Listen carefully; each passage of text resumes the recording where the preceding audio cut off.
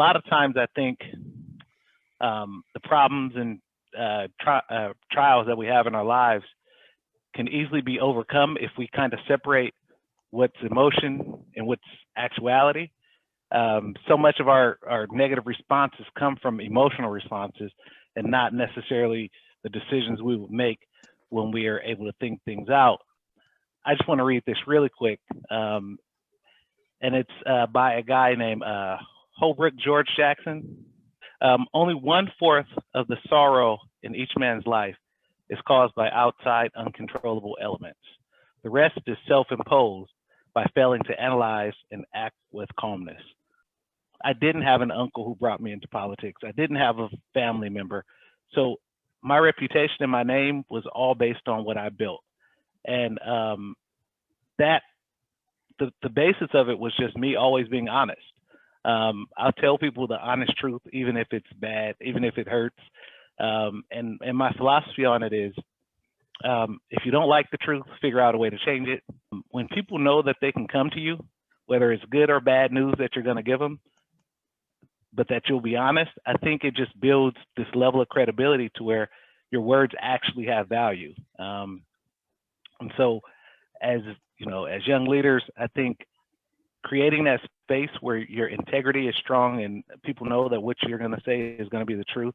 You don't have to say it mean. You can find nice ways to say unpleasant things, but again, staying centered on the truth is one of the things that I value deeply. As long as you have a good moral compass, you will guide yourself to the right place. I mean,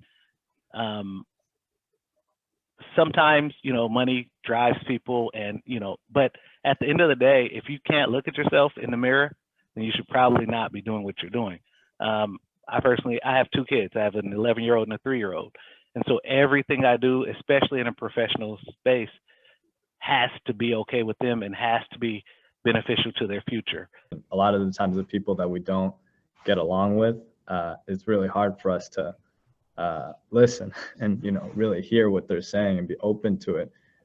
It's one of the things we struggle with. Do you have advice on how to be able to really listen, be open, and connect with people that we don't necessarily see eye to eye with or agree with?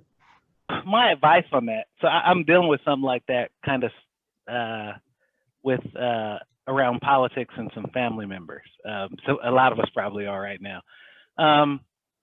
So what I always tend to do is to try to understand their perspective, even if I know I don't agree with it, right? Because if you understand why and how somebody's thinking, you can usually negotiate to something that's reasonable. Something that some of my colleagues in the Capitol used to tease me about was every morning. So politically, I'm really progressive, like really, really progressive. But on the way to school or work in the morning, I always listen to conservative talk radio because I really want to know how they're viewing this world and what am I viewing so differently and why. Because there's always a chance that what you think or view is wrong. And so understanding both sides of it lends yourself to be in a place where you can actually affirm that you're right or acknowledge that you are wrong. Because, you know, the way our media is set up with social media and algorithms that control what you see, hear, and don't see and hear, it's really important to understand that, like, you could be wrong. And so when navigating situations like you described, I always try to understand the other person's point of view. Thank you for having this leadership dialogue with us today. You mentioned earlier about how having communication is very important. And especially now during the pandemic, it can be easy to establish relationships, but it can be hard to maintain them. So do you have any advice on how we can keep up with the connections we have and maintain those relationships? I think the key is really just staying connected. I think, like, we're all kind of, depending on to what level we're social distancing, we're all kind of losing certain connections and missing people. And you know, sometimes it becomes an out of mind, out of sight thing. So I think you just need to be intentional about connecting with people, especially, and it's not always about our own mental and personal health on this stuff. It's actually, if you know people who are typically alone or have one or two friends or whatever, or, you know, family members who live alone, it's actually important to be intentional about taking care of those people too. Because something I've learned in my life is when I do true altruistic things, just because I know they make somebody else feel better, the self-serving thing is they always make me feel better too.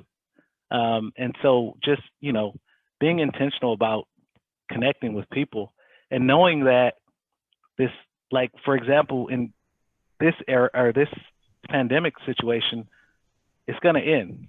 And keeping, you know, it gets hard. Sometimes we struggle, but knowing that it will end, I think, and keeping your focus on like, hey, there's going to be a life after this is key.